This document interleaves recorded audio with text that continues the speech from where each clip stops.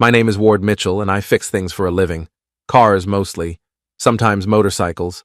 Occasionally the odd lawnmower when Mrs. Henderson from down the street brings hers by with that apologetic smile that says she knows I'm too soft to charge her full price. What I apparently can't fix is my marriage. I'm 42, been married to Lisa for 18 years, and until 3 weeks ago, I thought we had something solid. Not perfect. What marriage is, but real. The kind of partnership where you know each other's coffee order without asking and can finish each other's sentences about mundane things like grocery lists and weekend plans. Turns out I didn't know her at all. The garage behind our house serves as my workshop. It's where I retreat when Lisa's work calls run late into the evening, which happens more often than I'd like. She's a project manager at a tech startup downtown, always stressed about deadlines and client presentations. I get it. Success doesn't come easy, especially in this economy. But success, as I've recently learned, can be a convenient excuse for a lot of things. It was a Tuesday evening when everything started unraveling. I was underneath a 2015 Honda Civic, wrestling with a stubborn oil pan bolt, when I heard Lisa's phone buzz on the workbench above me. She'd left it there while grabbing tools to help me, or pretending to help anyway. Lisa's mechanical skills peaked at knowing where the gas pedal is. The notification sound came again, then again. "Honey, your phone's going crazy up here," I called out. "Just ignore it," she said from somewhere behind me. "Probably work stuff." But the buzzing continued, insistent and rhythmic. After the 7th or 8th notification, curiosity got the better of me. I slid out from under the car, wiped my hands on a shop rag, and glanced at the screen. That's when I saw the name that would haunt me for weeks, David Aldridge. The messages were preview snippets, but even those fragments made my stomach clench. "Can't wait to see you this weekend.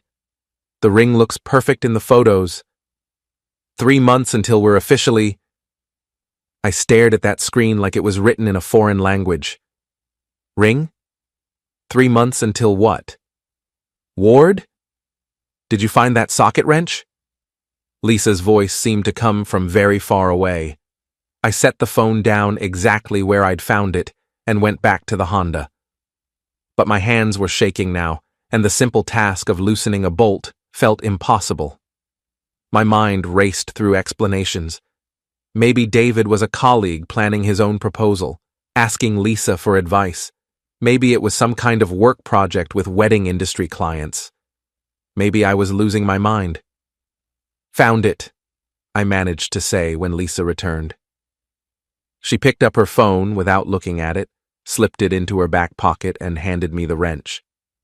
"Thanks." I took the tool but couldn't meet her eyes. "Hey, who's David Aldridge?" The question came out before I could stop myself. Lisa's hand froze halfway to adjusting her ponytail. "David? Oh, he's a vendor for the Morrison account. Why?" "Just saw the name on your phone. Seemed like he was messaging a lot." "Yeah, he's persistent. You know how these sales guys can be." She laughed, but it sounded forced. "Always pushing for faster decisions." I nodded and went back to work, but something in her tone didn't sit right. Lisa's usually confident when discussing work. This felt different, evasive. That night after Lisa fell asleep, I lay in bed staring at the ceiling. The rational part of my brain insisted I was overreacting. Marriages go through rough patches. People get busy, distracted, maybe a little careless with their words. It didn't mean anything sinister was happening. But the other part of my brain, the part that notices when something's off in an engine just by the sound it makes, wouldn't let it go. Over the next few days, I started paying closer attention, not snooping exactly, just observing. Lisa had always been attached to her phone, but now she seemed practically glued to it. She'd step outside to take calls, claiming they were work-related. She'd text during dinner, apologizing and saying it was urgent client communication. And twice, I caught her smiling at her screen in a way that seemed too warm for business correspondence. Then there were the weekend trips. "My mother's having another episode," Lisa announced on Friday morning. I need to drive up to Albany and help her sort through some medical stuff. Lisa's mother, Patricia, was a hypochondriac who'd been having episodes for as long as I'd known her. Usually, these visits involved a lot of hand-holding and listening to complaints about doctors who don't understand her condition. Lisa always came back exhausted and frustrated, but this time she seemed almost eager to go. "Want me to come with you?" I offered, though we both knew Patricia barely tolerated me on the best of days. "No, that's okay. You know how she gets with anyone who isn't me. I'll just go up Saturday morning and come back Sunday evening." She left early Saturday with an overnight bag and a travel mug of coffee. I spent the weekend catching up on work in the garage, trying not to think about David Aldridge or mysterious text messages or the way Lisa's smile had seemed different lately. Sunday evening, she returned looking refreshed rather than drained. Her cheeks had color, and she seemed almost cheerful as she unpacked her bag. "How's your mom?" I asked. "Oh, same as always, but I think we made some progress on organizing her medications." I nodded and helped her carry things upstairs. As she pulled clothes from her overnight bag, something caught my eye, a restaurant receipt that fluttered to the floor. I picked it up without thinking. Chez Laurent, Albany, Saturday, 7:30 p.m. Table for 2. "Fancy place," I said, holding up the receipt. "Your mom's feeling better, I guess?" Lisa glanced over, and her face went pale. "Oh, that. Yeah, she insisted on going out, said she was tired of being cooped up." "Patricia wanted to go to a French restaurant?" I couldn't keep the skepticism out of my voice. Lisa's mother was notorious for her bland tastes and distrust of foreign food. "She's trying to expand her horizons," Lisa said quickly, taking the receipt and crumpling it up. "You know how she gets these sudden enthusiasms." I did know how Patricia got sudden enthusiasms. They usually involved new vitamin supplements or cable television psychics, not expensive French cuisine. That night, I made a decision that would change everything. After Lisa fell asleep, I quietly got up and went to the kitchen, where she always charged her phone overnight. My hands trembled as I picked it up and tried to unlock it. She'd changed the passcode. For 5 years, Lisa's phone passcode had been our anniversary date, 0814. Now the screen flashed red and demanded I try again. I tried our daughter Emma's birthday, nothing. Our son Jake's birthday, nothing. I was about to give up when I remembered something. David Aldridge. On impulse, I tried 0414, April 14th, a date that meant nothing to me but might mean everything to someone else. The phone unlocked. My heart hammered as I navigated to her messages. There was the usual work stuff, family group chats, conversations with friends. But when I scrolled to David Aldridge's thread, I found something that made my world tilt sideways. The messages went back months, hundreds of them, and they weren't about business. "David, missing you already. Can't believe I have to wait 2 weeks to see you again." Lisa, "I know, baby, but it'll be worth it. Just think, 3 more months and we won't have to hide anymore." David, "I've been looking at venues in Cleveland. Found this perfect little place by the lake, very intimate." Lisa, "Send me pictures. I can't wait to start planning properly." David, "Have you thought more about the timing? When are you going to tell him?" Lisa, "Soon. I just need to figure out the right way. Ward's going to be devastated, but he'll understand eventually. We've grown apart. He must feel it too."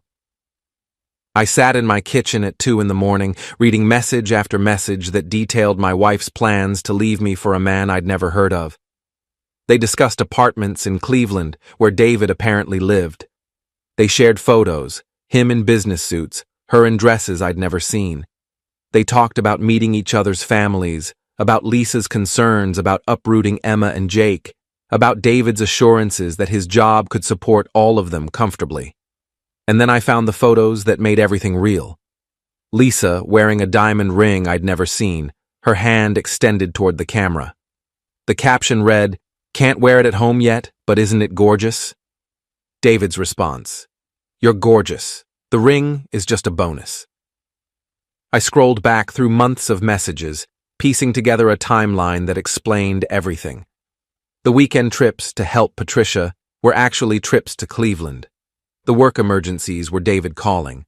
The new clothes, the changed phone passcode, the distant smiles.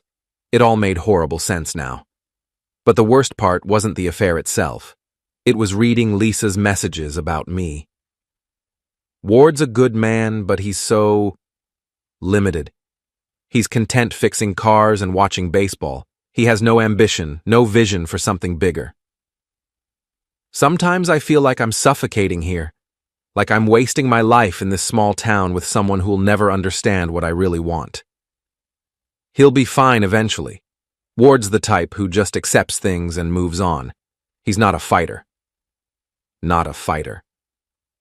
I put the phone back on its charger and went upstairs. Lisa was sleeping peacefully, one arm draped across my pillow. Looking at her, I felt something cold and sharp settle in my chest. Not heartbreak, that would come later. This was something else, something calculating. She thought I wasn't a fighter.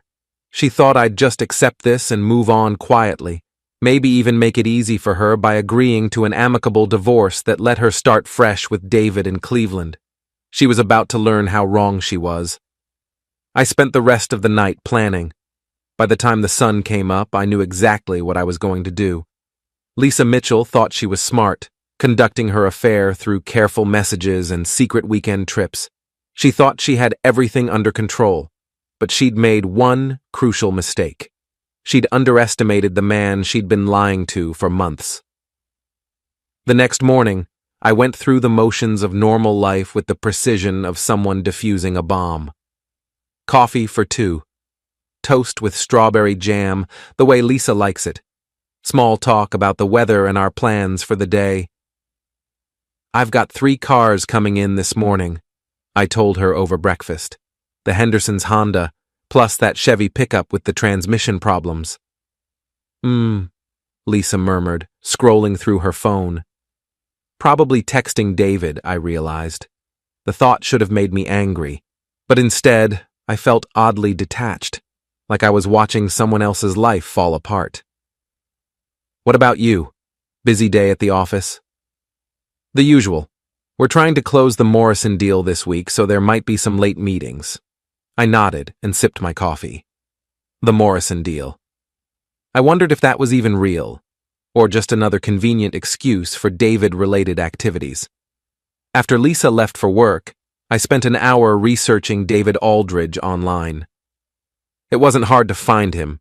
He worked for a consulting firm in Cleveland, had a LinkedIn profile full of corporate buzzwords, and maintained a Facebook account with privacy settings that weren't nearly as secure as he probably thought. David was handsome in a generic way, tall, well-dressed, the kind of smile that belonged in stock photos advertising financial services. His profile listed him as single, which at least meant Lisa wasn't helping him cheat on someone else. Small comfort, but I'd take it. More importantly, his Facebook activity painted a picture of someone who was active on social media, responsive to messages, and trusting enough to accept friend requests from people he didn't know well. Perfect. I spent the morning creating a new email account and Facebook profile. The name I chose was Gary Thompson, generic enough to be forgettable, but real-sounding enough to pass casual scrutiny. I used a stock photo of a middle-aged man in casual clothes, someone who looked friendly but unremarkable. Gary Thompson's backstory was simple. Divorced dad from Pittsburgh, worked in sales, enjoyed fishing and classic rock. I populated his profile with a few innocuous posts about sports and weather, added some random people as friends to make the account look established, and then sent David Aldridge a friend request with a message. Hey David, I think we met briefly at the regional sales conference in Columbus last month. You were talking about that consulting project in the automotive sector. Would love to connect and maybe chat about potential collaboration opportunities. Thanks. Gary. I sent the message Tuesday afternoon and had a response by Wednesday morning. Gary, good to hear from you. I remember our conversation. You were the one asking about supply chain optimization, right? Always happy to connect with fellow sales professionals, looking forward to staying in touch. David had accepted my friend request and opened the door to further communication. Step 1 complete. Over the next few days, I established a rapport with David through casual messages. Gary Thompson was everything Ward Mitchell wasn't. Outgoing, ambitious, full of ideas about business opportunities and networking strategies. David responded enthusiastically to this fictional person who seemed to share his worldview. Meanwhile, at home, I continued my careful observation of Lisa's behavior. Now that I knew what to watch for, the signs were everywhere. She'd started working out more consistently, saying she wanted to get in better shape for summer. She'd bought new clothes, more revealing, more stylish, and was paying far more attention to her appearance overall. She was preparing to be someone else's wife. The confirmation came Thursday evening, when I overheard half of a phone conversation she thought I couldn't hear. "I know, baby. I miss you too." No, he doesn't suspect anything. The kids are going to my sister's next weekend, remember? So we'll have the whole time to ourselves. I can't wait to see the apartment you found. I was in the garage, supposedly working on an engine rebuild, but I'd positioned myself where I could hear her voice through the kitchen window. She thought she was being discreet, but sound carries in our neighborhood, especially on quiet evenings. 3 months feels like forever, but you're right. We need to do this properly. I want to tell him after Emma's graduation. It seems cruel to ruin that for her. Emma's graduation was in 2 weeks, so that was Lisa's timeline. She'd wait until our daughter finished high school, then drop the bomb about David and Cleveland and her new life. How considerate of her. That night, Gary Thompson sent David another message. "Hope you don't mind me asking, but you seem like you're in a really good place lately. Your posts have been really positive. New job opportunity or something?" David's response came quickly. Apparently, Gary had hit on a topic he was eager to discuss. "Actually, yeah. Big changes coming up in my personal life. I'm getting married in a few months, really excited about it." "That's fantastic. Congratulations, man. Tell me about her. How did you two meet?" And just like that, David began telling Gary Thompson all about his relationship with Lisa, how they'd met through a mutual business contact, how they'd been conducting a long-distance relationship for almost a year, how Lisa was planning to relocate to Cleveland after her daughter graduated high school. He talked freely, comfortably, the way people do when they believe they're speaking to a neutral third party, someone who has no reason to judge or question their version of events. "She's incredible, Gary. Smart, ambitious, beautiful. We just click, you know? I've never felt this way about anyone before." There was enthusiasm in his words, the kind that comes from living inside a carefully curated narrative where everything makes sense and nothing is inconvenient.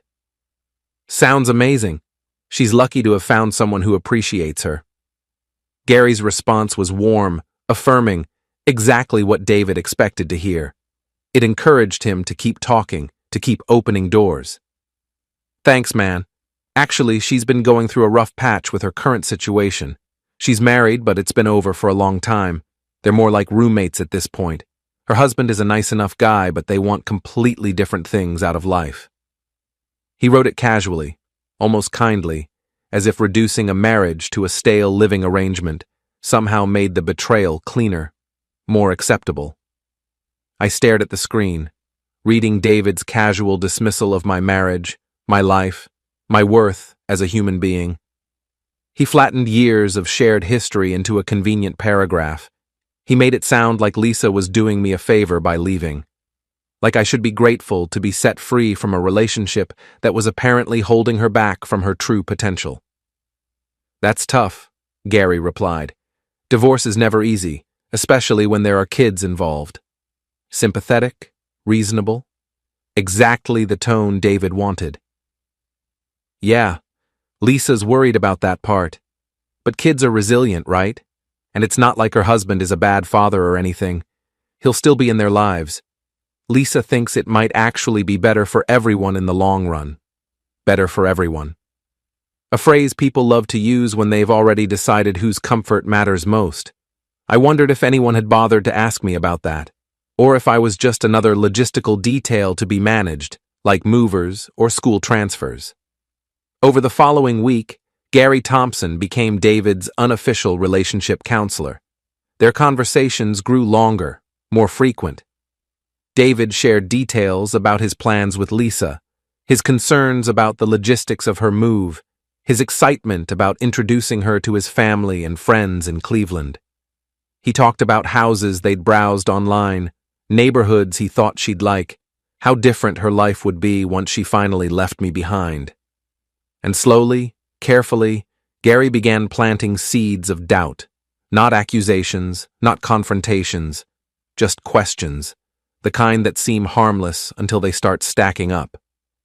Wow, a year-long relationship while she's still married? That must have been complicated. Complicated was an understatement, but David brushed it off at first. Have you met her kids yet? That's got to be a big step. That one lingered longer than the others. Long distance is tough. How often do you two actually get to spend time together in person? Each question nudged David slightly off balance, forcing him to look at the edges of the story he'd been telling himself. David's responses revealed the cracks in his fairy tale romance. He and Lisa had only met face-to-face a dozen times over the course of their relationship. He'd never met Emma or Jake, never even seen photos of them. Lisa had been vague about her timeline for leaving me, pushing back their engagement announcement several times, always with reasonable explanations, always with another delay. Sometimes I wonder if she's really ready to make this change, David admitted to Gary during one late-night message exchange. She says she wants to be with me, but she keeps finding reasons to delay things. The confidence in his earlier messages was thinning now, replaced by uncertainty he didn't quite know how to name. Cold feet, maybe? It's a big decision. Gary didn't push. He let David arrive there himself.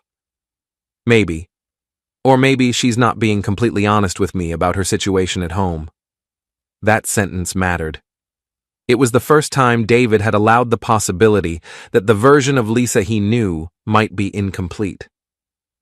Gary Thompson agreed that honesty was the foundation of any good relationship. He talked about trust, about transparency, about how secrets have a way of surfacing at the worst possible times. He suggested that David might want to get a clearer picture of what he was getting into before making such a major commitment. Have you ever thought about reaching out to her husband directly? Gary asked.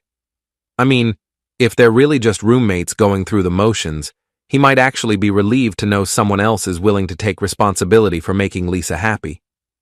It was a risky suggestion, and David knew it. The idea sat there, dangerous and tempting. But I'd been building up to it for days, guiding the conversation gently in that direction. David was starting to have doubts about Lisa's honesty and commitment. He was beginning to wonder if there were things about her situation that she wasn't telling him. I don't know, Gary. That seems like it could backfire pretty spectacularly. Maybe. But think about it. If Lisa's being straight with you about her marriage being over, then her husband probably already knows she's unhappy. He might appreciate knowing that she has a plan and a future lined up. It could make the whole divorce process smoother for everyone. And if she's not being straight with me, then you'd want to know that before you rearrange your whole life for her, right? David didn't respond immediately. I could practically feel him wrestling with the decision through the screen. 3 days later, I got a Facebook message from David Aldridge. Not to Gary Thompson, but to Ward Mitchell. Hi, Ward. I know this is going to sound strange, but I think we need to talk. It's about Lisa. I stared at that message for a long time before responding. This was it. The moment when everything would either fall into place or explode in my face. I think you're right, I typed back. We definitely need to talk. The trap was set. Now I just had to spring it. David wanted to meet in person, which surprised me. I'd expected phone calls or more Facebook messages, not a face-to-face confrontation in some neutral location. But when he suggested meeting halfway between our cities at a diner off Interstate 80, I agreed immediately. The drive to Clarion, Pennsylvania took 2 hours. I spent most of it rehearsing what I was going to say, how I was going to handle seeing the man who'd been planning to steal my wife.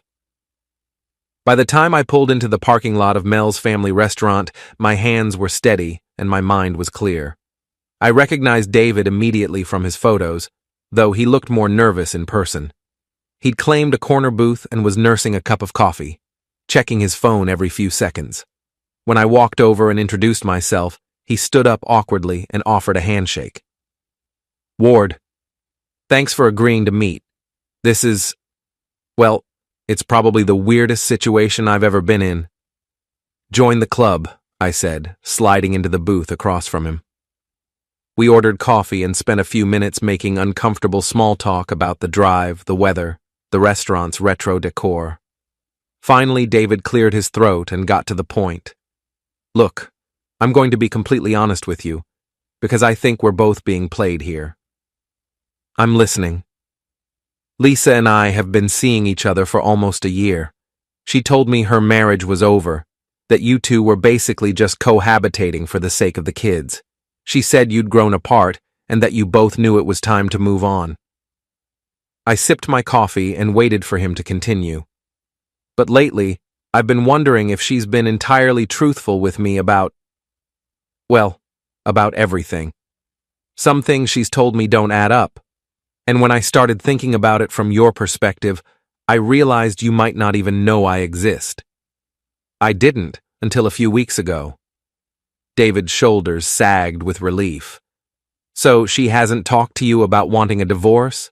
About being unhappy?" "Not a word. As far as I knew, we were working through the normal challenges of an 18-year marriage. I thought we were solid." "Jesus." David rubbed his face with both hands. "She's been lying to both of us." I could have let him believe it was that simple, that Lisa was just a manipulative woman playing two men against each other. But I wanted David to understand the full scope of what she'd been doing. "It's worse than that," I said. "She's not just lying about her feelings or her intentions. She's been living a completely double life." I pulled out my phone and showed him screenshots I'd taken of Lisa's messages. Her complaints about my lack of ambition. Her excitement about moving to Cleveland. Her detailed plans for introducing Emma and Jake to their new stepfather. David's face went pale as he scrolled through the evidence. "She talks about you like you're already divorced," he said quietly. "And she talks about me like I'm a minor inconvenience that will resolve itself once she finds the courage to ask for what she wants." But she never asked. Never even hinted. "David, 3 weeks ago, I thought my biggest problem was a slow leak in the garage roof. I had no idea my wife was planning to leave me, take my kids to another state, and marry someone else."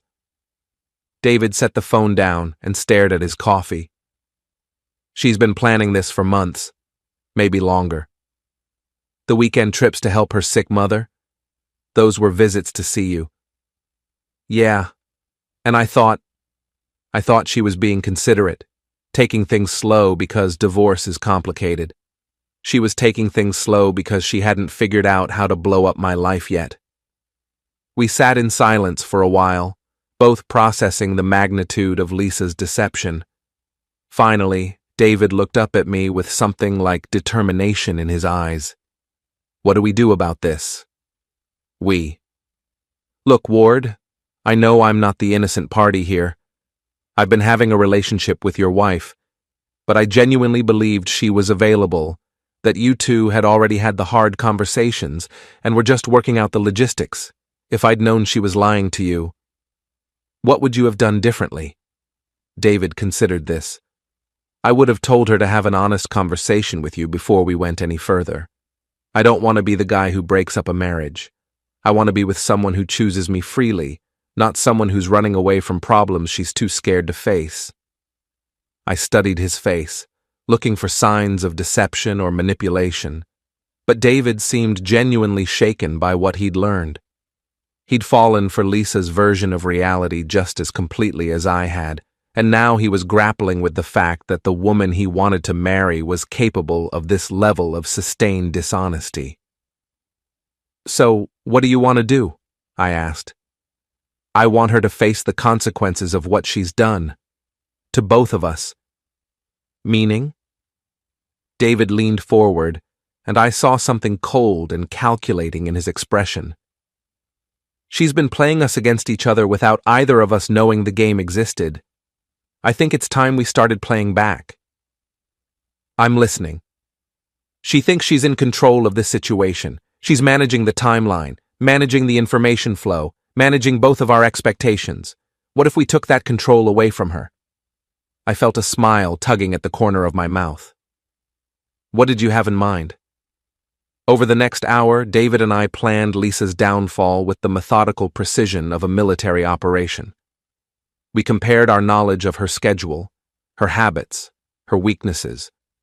We identified the lies she'd told each of us and figured out how to use those contradictions against her.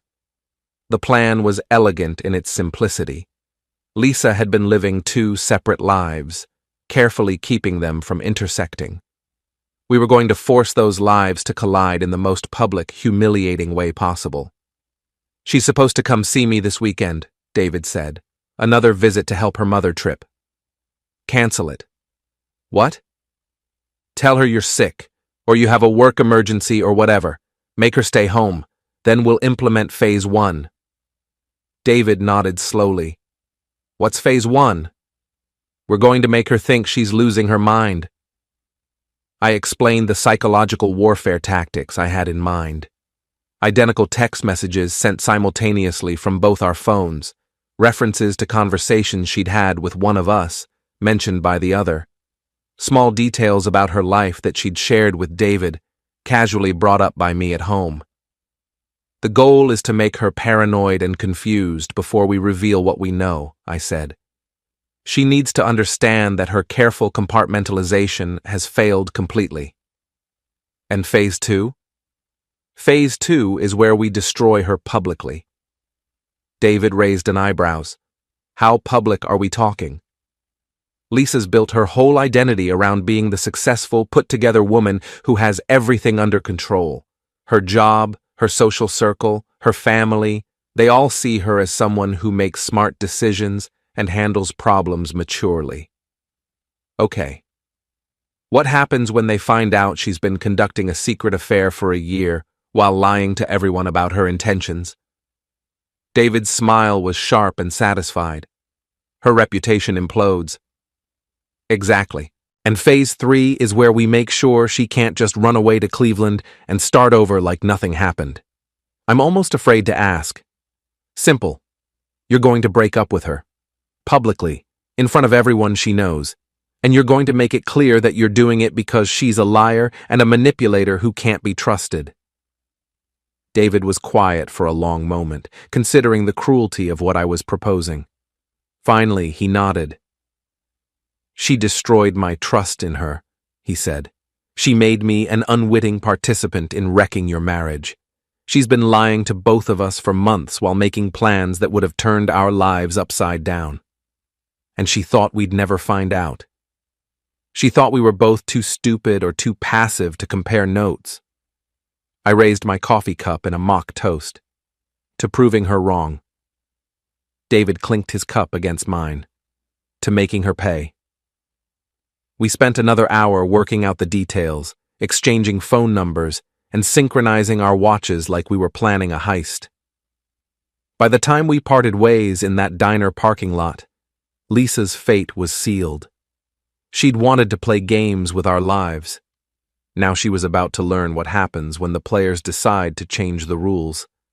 The drive home gave me time to think about what I was doing. Some part of me wondered if I was going too far, if there was a way to handle this situation with more dignity and less vindictiveness. But then I remembered Lisa's messages to David, her casual dismissal of our marriage, her assumption that I'd just accept whatever she decided to do with our family. She'd made her choices. Now she'd have to live with the consequences. I pulled into my driveway just as Lisa was getting home from work. She waved cheerfully and waited for me to get out of my car. How was your day? She asked. The same question she'd asked thousands of times over the years. Productive, I said. Very productive. How about you? Oh, the usual chaos, but I think we're finally making progress on the Morrison deal. I nodded and smiled, playing the role of the oblivious husband for what I knew would be the last time. That's great, honey. I'm proud of you. Lisa beamed at the compliment, completely unaware that her world was about to come crashing down around her. Phase 1 would begin tomorrow. Lisa's phone buzzed at exactly 9:17 a.m. while she was pouring her second cup of coffee. I know the precise time because I was watching from the garage, where I'd positioned myself to observe her morning routine. The message was from David. Thinking about you. Can't wait to hold you again. 30 seconds later, her phone buzzed again. This time, the message was from me. Thinking about you. Can't wait to hold you again. I watched through the kitchen window as Lisa stared at her phone, confusion flickering across her face. She read both messages twice, then looked around as if trying to make sense of what she was seeing. She typed a response to David. That's sweet, but you just sent the same message twice. His reply came immediately. I only sent one message. Are you feeling okay? Lisa's frown deepened. She checked her message thread with me, saw the identical text, and her face went pale. I could practically see the gears turning in her head, trying to figure out how her husband and her lover had sent her exactly the same words at exactly the same time. She never considered the possibility that we were coordinating. Over the next 3 days, David and I kept up the psychological pressure. We'd send her matching messages about mundane topics, comments about the weather, questions about her day, random observations about current events. Sometimes we'd time them to arrive simultaneously. Other times we'd space them out by a few minutes, just enough to make her think she was experiencing déjà vu. The effect was exactly what I'd hoped for. Lisa became jumpy and distracted, constantly checking her phone and looking confused by what she found there. She started making small mistakes, forgetting appointments, misplacing her keys, losing track of conversations midway through. Are you feeling all right? I asked her Thursday evening, after she'd spent 10 minutes looking for reading glasses that were sitting on top of her head. I'm fine, she said quickly. Just tired, work's been stressful. Maybe you should take a long weekend, get some rest. Actually, I was thinking about visiting my mother this weekend. She's been having some health issues again. I nodded sympathetically, knowing that David had already canceled their planned meeting. Lisa was about to discover that her carefully constructed excuse no longer worked. That's thoughtful of you. I'm sure she'll appreciate the company. Friday morning, Lisa packed her overnight bag and headed north toward Albany, just like she had dozens of times before. But this time, instead of meeting David at some romantic hideaway, she was driving toward a confrontation with her own lies. David had planned it perfectly. He waited until Lisa was an hour into her drive, then sent her a text. Hey, I'm really sorry, but I'm not going to be able to see you this weekend. Came down with some kind of flu bug, and I don't want to get you sick. Rain check? Lisa called him immediately. I know this because David was keeping me updated on every step of their conversation. What do you mean you're sick? Lisa's voice was apparently sharp with panic. I'm already on my way. I told Ward I was visiting my mother. I'm sorry, babe. It came on suddenly. I feel terrible about the timing. But I can't just turn around and go home. He'll know something's up. So actually visit your mother. There was a long pause. David, my mother doesn't actually expect me. She doesn't even know I'm coming. What do you mean? Another pause. Longer this time. I haven't been visiting my mother on these weekends. I've been coming to see you. Lisa, where does your family think you've been going? To see my sick mother in Albany. And where does your mother think you've been? Silence. Lisa, where does your mother think you've been? She doesn't know about these trips. David let that sink in before responding. So you've been lying to everyone. Your husband, your kids, your mother, everyone. It's not like that. I needed to keep things simple until we figured out our timeline. Our timeline for what? For when I'm going to leave Ward and move to Cleveland with you. Lisa, we've never discussed you moving to Cleveland. Another long silence. Then Lisa's voice, smaller now. What do you mean? I mean, we've talked about getting married, but we've never made specific plans about where we'd live or when you'd leave your husband. Those are pretty big assumptions to make without consulting me. I could picture Lisa sitting in her car on the side of some highway, her carefully constructed fantasy crumbling around her. She'd been so confident in her ability to manage both relationships that she'd never considered what would happen if her two worlds started comparing notes. The conversation ended with David telling Lisa he needed time to think about their relationship, and Lisa driving home 3 hours earlier than planned with no explanation for her family. I was waiting in the garage when she pulled into the driveway. Through the kitchen window, I watched her sit in her car for 10 minutes, staring at nothing, before finally coming inside.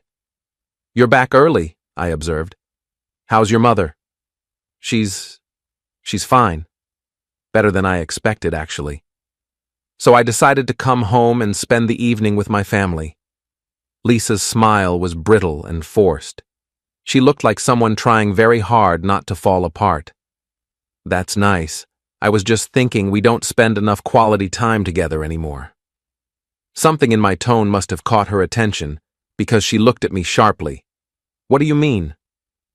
Nothing specific. Just that we seem to be living parallel lives lately. You're always busy with work or family obligations. I'm always in the garage. We barely talk about anything substantial anymore. That's not true, isn't it? When's the last time we had a real conversation about our future together? Our plans, our dreams, what we want out of the next phase of our lives? Lisa's face went white. Ward, I'm not criticizing you, I said gently.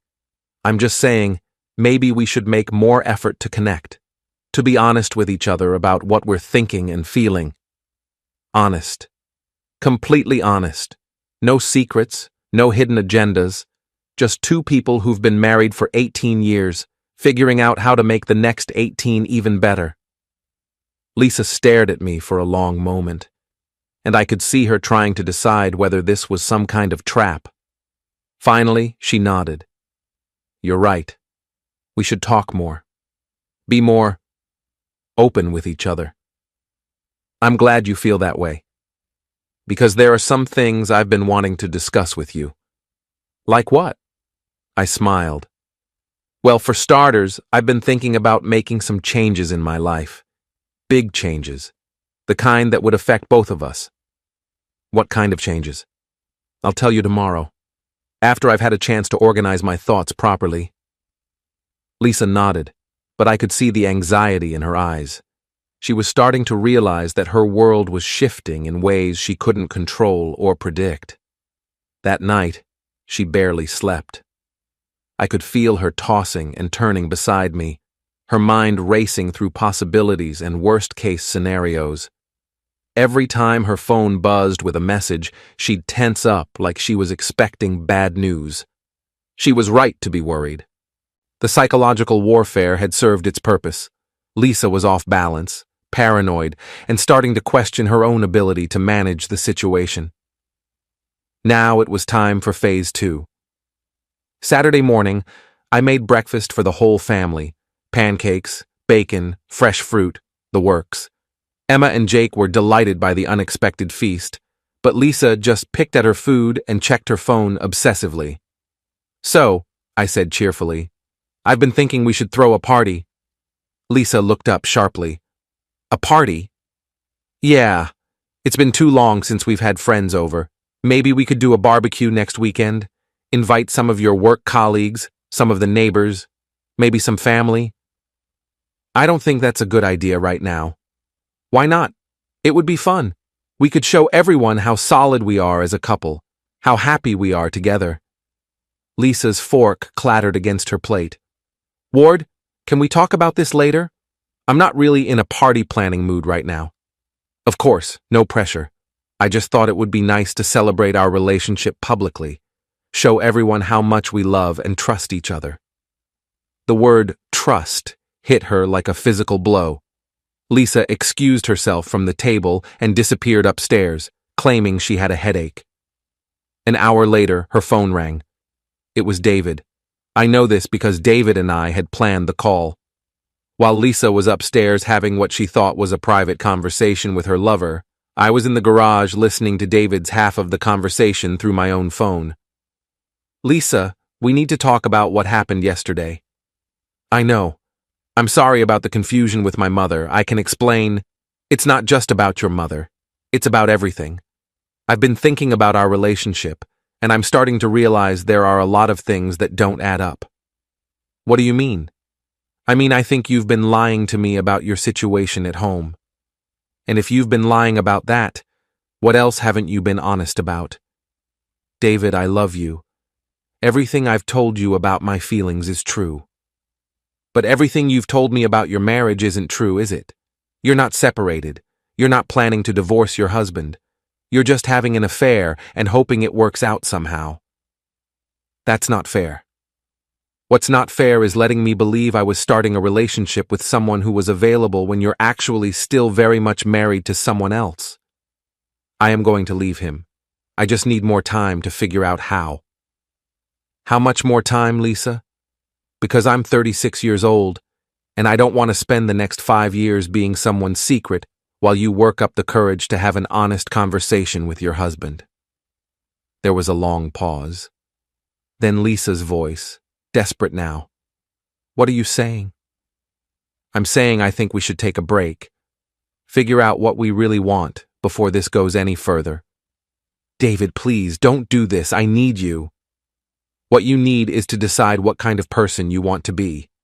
Someone who faces problems honestly, or someone who runs away from them and hopes they'll solve themselves. I'm not running away. Aren't you? You've been lying to your husband for a year. You've been lying to your kids, your mother, your friends.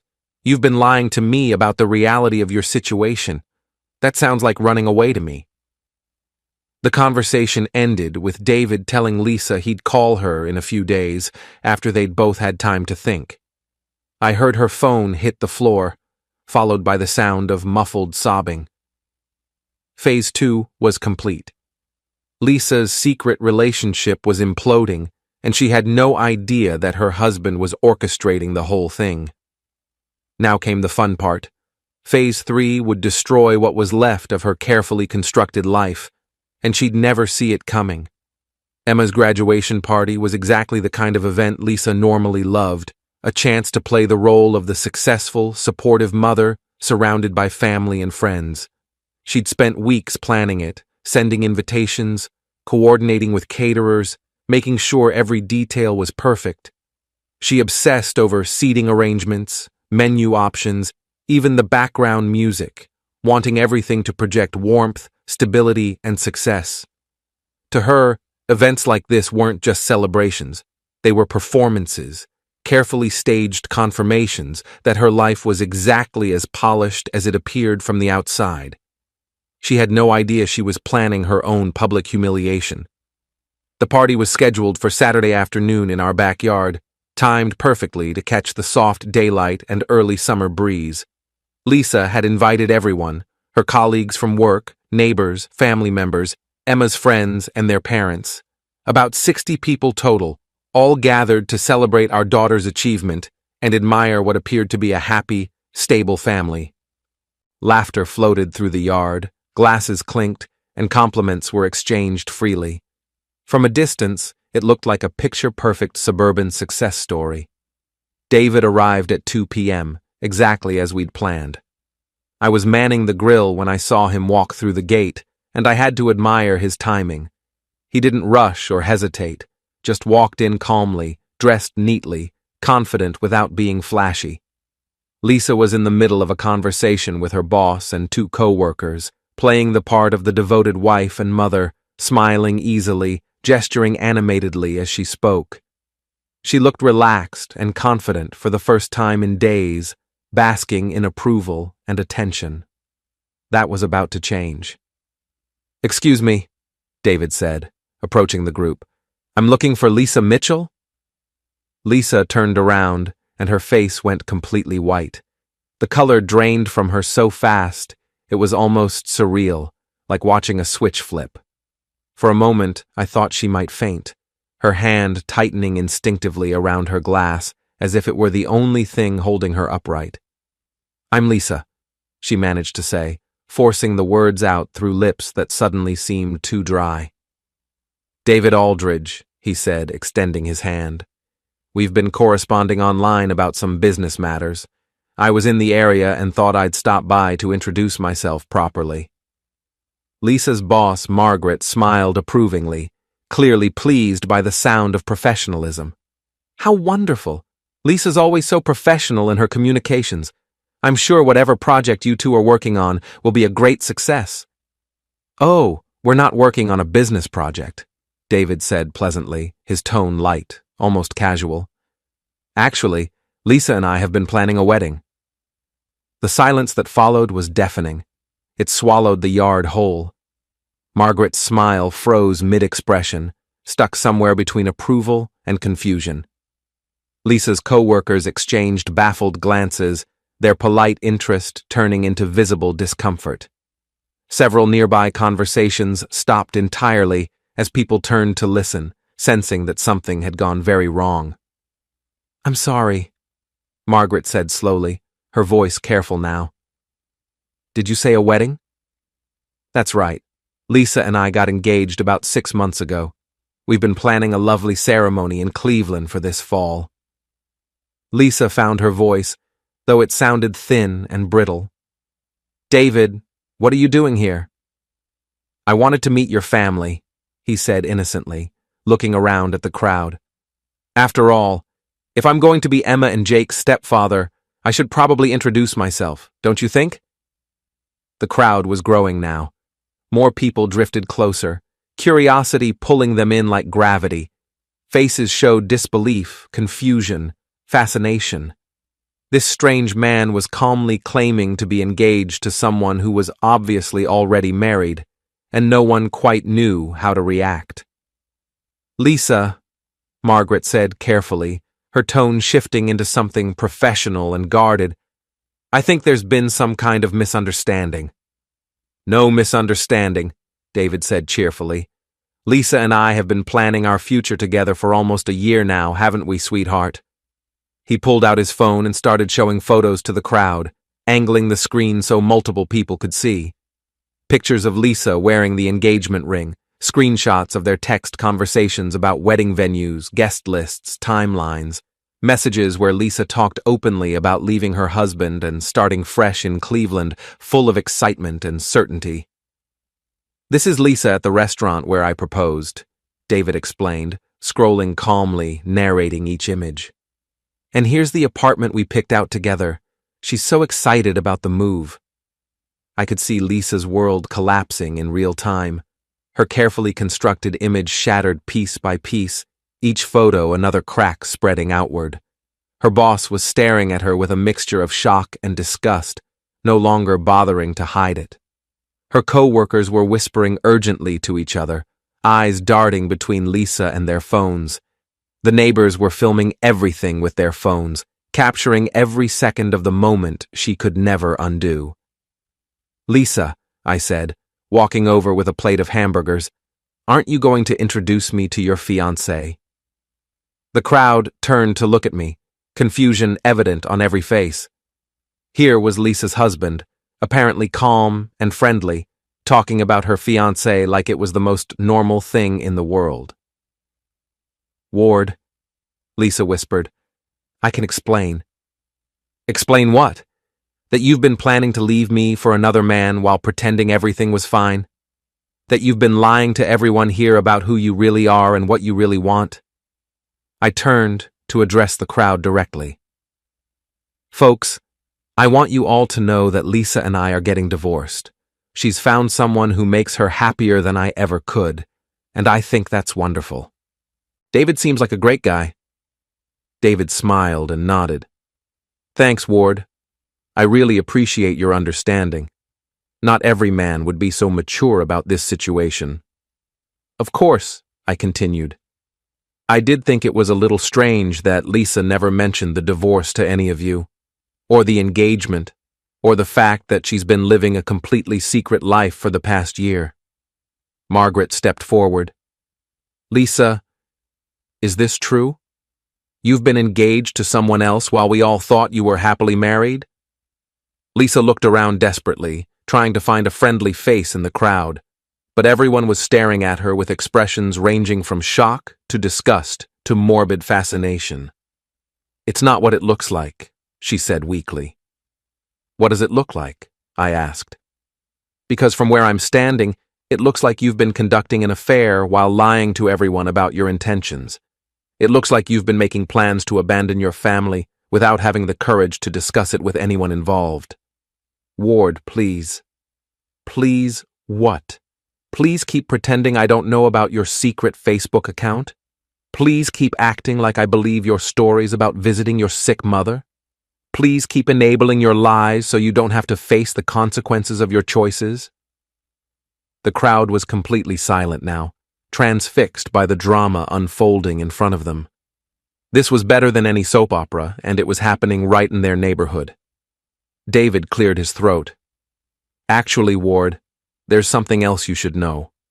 He turned to Lisa with an expression of cold satisfaction. I've been thinking about our relationship, Lisa, and I've realized that I can't marry someone I don't trust, someone who's capable of lying to everyone in her life for months without showing any remorse. Lisa's face crumpled. David, no, please. I'm sorry, but it's over. I thought I was falling in love with someone honest and straightforward, someone who was brave enough to go after what she wanted. Instead, I found out I was involved with someone who's too cowardly to have an honest conversation with her own husband. He handed her a small jewelry box. I think this belongs to you. Consider it a parting gift. Lisa opened the box with shaking hands. Inside was the engagement ring she'd been wearing in secret for months. I don't want it, she whispered. Keep it anyway, as a reminder of what happens when you try to build a relationship on lies. David turned to me and shook my hand. Ward, I'm sorry for my part in this mess. If I'd known she was lying to you about her intentions, I never would have gotten involved. I appreciate that, I said, and I hope you find someone who deserves you. David nodded to the crowd and walked away, leaving Lisa standing in the middle of her daughter's graduation party, holding an engagement ring from a man who'd just publicly rejected her. The silence stretched on until Margaret finally spoke. Lisa, I think you should take some time off work to sort out your personal situation. Margaret, please, I can explain everything. I don't think explanations are going to help at this point. What you've done, the level of deception involved, it raises serious questions about your judgment and your character. Margaret turned to leave, then stopped. We'll discuss your employment status on Monday, but I have to tell you, Lisa, this kind of behavior doesn't reflect well on our company's values. One by one, the guests began to leave. Some offered awkward condolences to me and Emma. Others just slipped away quietly, eager to escape the uncomfortable scene. Within an hour, the backyard was empty except for immediate family. Emma was crying, not because her party had been ruined, but because she'd just learned that her mother had been planning to take her away from everything she knew without discussing it with her first. How could you do this to us? Emma asked Lisa. How could you make plans to move us to Cleveland without even asking how we felt about it? Jake just stared at his mother like he was seeing her for the first time. Were you really going to leave, Dad? Lisa tried to explain, tried to justify her actions, tried to make her children understand that she'd been planning to do what was best for everyone, but her words sounded hollow and selfish, even to her own ears. Finally, she gave up and went inside, leaving me alone with Emma and Jake. Is she really leaving? Jake asked. I don't know, I said honestly. That's up to her. Do you want her to leave? I considered the question carefully. A month ago, the answer would have been an automatic no, But now, after everything I'd learned about who Lisa really was beneath the surface, I wasn't sure our marriage was worth saving. "I want your mother to be happy," I said finally. "And I want you two to be happy. We'll figure out how to make that work, whatever happens." Emma wiped her eyes and looked toward the house. "I don't think I can trust her anymore." "Trust takes time to rebuild," I said. "Maybe she'll earn it back. Maybe she won't. But that's her choice to make." That evening, after the kids had gone to their rooms, Lisa came out to the backyard where I was cleaning up the remnants of the party. "I suppose you're proud of yourself," she said. "Not particularly. I'm just glad the truth is finally out in the open." "You destroyed my life today." "No, Lisa. You destroyed your own life. I just made sure everyone could see what you'd been doing in secret." She was quiet for a long time, staring at the engagement ring she was still holding. "What happens now?" she asked. "Now you decide who you want to be. The person who takes responsibility for her choices and tries to make amends, or the person who blames everyone else for the consequences of her own actions. And us? What happens to our marriage?" I looked at her, really looked at her, and tried to find some trace of the woman I'd fallen in love with 20 years ago. But all I could see was a stranger who'd been living in my house, eating at my table, and lying to my face for months. "I don't think there is an us anymore," I said. "I think there's just two people who used to be married, trying to figure out how to co-parent their children with some dignity." Lisa nodded slowly, and for the first time in weeks, she looked like she understood the full scope of what she'd lost. "I never meant for it to happen this way," she said. "But it did happen this way, and now we all have to live with the consequences." She went inside without another word, and I finished cleaning up alone. The party was over, the guests had gone home, and my marriage was officially finished. But for the first time in months, I felt like I could breathe freely. The lies were over, the secrets were out in the open, and everyone finally knew exactly where they stood. It wasn't the ending I'd planned for my life, but it was honest, and after everything that had happened, honesty felt like a victory worth celebrating. The next morning, Lisa packed her bags and left for her sister's house in Buffalo. She said she needed time to think about what she wanted to do next. I didn't try to stop her. Some bridges, once burned, can't be rebuilt, and some people, once they show you who they really are, can't be trusted to change. Emma and Jake stayed with me. We ordered pizza for dinner and watched old movies, and slowly began the process of figuring out what our family would look like without the person who'd been planning to leave it behind. It wasn't the life I'd expected, but it was real. And after months of living with lies, reality felt like a gift.